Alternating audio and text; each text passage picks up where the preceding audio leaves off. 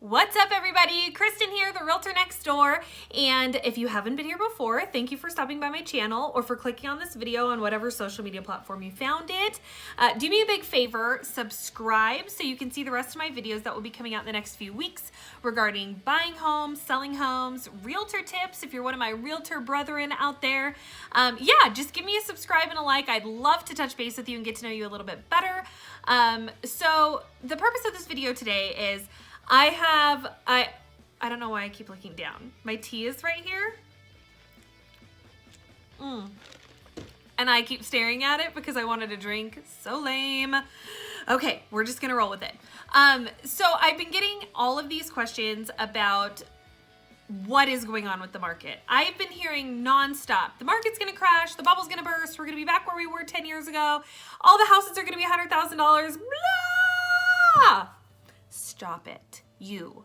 Stop it. Stop doing that. That is not what's happening. Let's break this down a little bit of what is going on. So, over the last 5 years, I'm sure most of you know, especially my friends and fam here in Southern California, housing prices have gotten a little schizo, y'all. They've gone up. They're still not up if you count inflation. They're still not up as high as they were at the last peak, but they've gotten high. They've gotten high. They've gotten a bit up there. And what's happened is every single month when people like myself are getting new listings, new houses on the market, new families, I'm changing lives and doing all this stuff, we go off the data from the previous month. So all of us are looking at what houses in the last 30 to 45 days have sold for, and that's what we're basing our pricing on for the new homes that are going on the market. Now, there's some wrenches to throw in that mindset, my friends. Here's why. So in the last 2 or 3 years, we've had a small amount of houses on the market and a whole lot of people that are trying to buy them. So what happens in other instances in our beautiful, wonderful American culture when something is sought after and there aren't that many of it? What happens? Furby? Tickle Me Elmo, what happens? We end up seeing things that people want, that there's not enough of them of, and they end up going on eBay or Amazon. I don't know who remembers Furbies being like $1,500 on eBay because every child in America wanted one, and there was riots in the Mall of America, and everybody was stabbing each other in the throat to get a Furby or a Tickle Me Elmo. And it's because of a simple reason: supply and demand. So if there's more people demanding a new home, there's less of a supply, there's gonna be a raise in those prices. So that is why our houses have gone up in value. Setting aside the fact that the economy has gotten stronger, our stock markets have gotten better, employment has gone up, so people are a lot more financially sound now than they were a while ago. Setting that completely aside, just for the bare bones of the purpose of what's going on, we have seen the small supply gain value because there was more people that wanted it than houses available. Now let's fast forward to present day, to what's going on this minute. In the midst of all of that, the interest rates have gone up.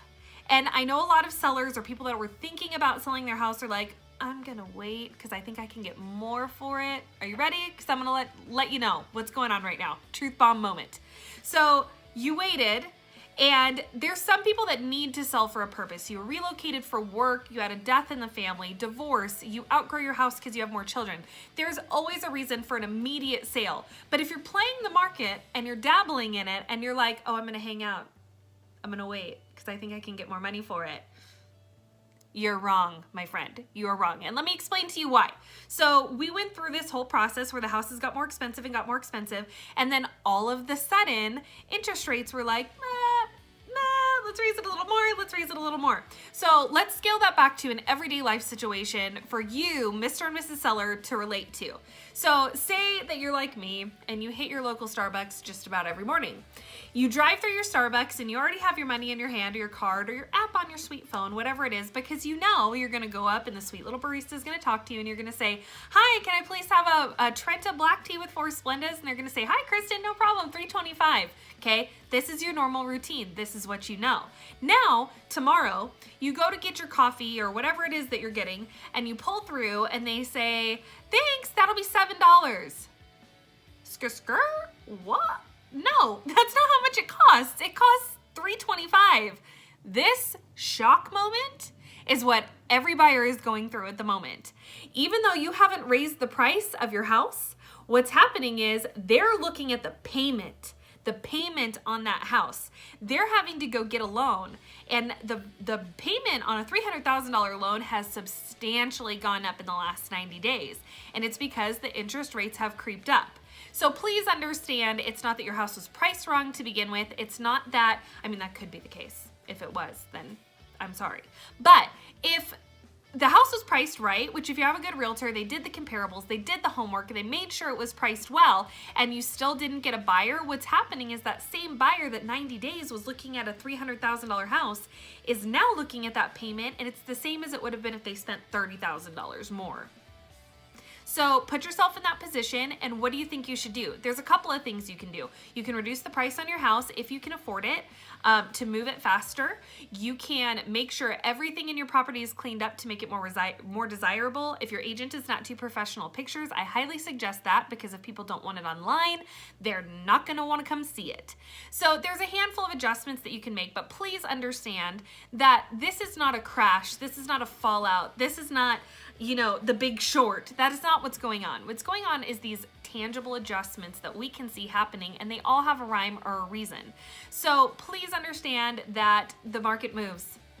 That it moves. The money in the market changes everything. The cost of money changes everything. So please don't get discouraged. Please don't be negative about it. Let's look at it from the point of view that our market is adjusting and changing the way that it naturally would.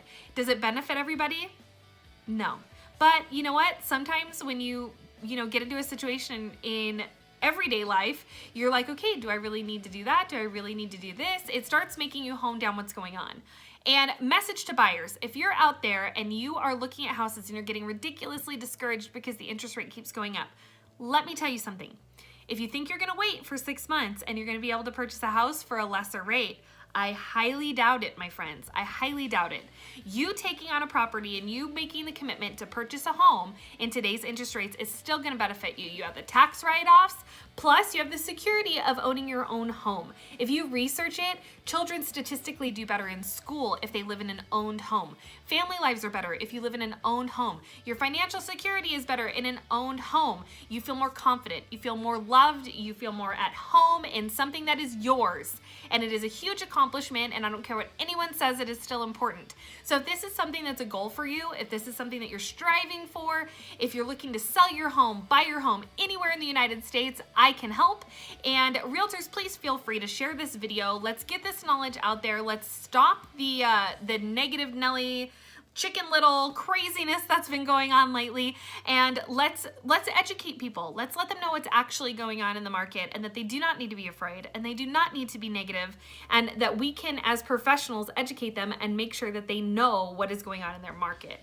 If you are a realtor and you would like to share this video, please do so. If you are a client and your realtor shared this video, your realtor's pretty cool. Just saying.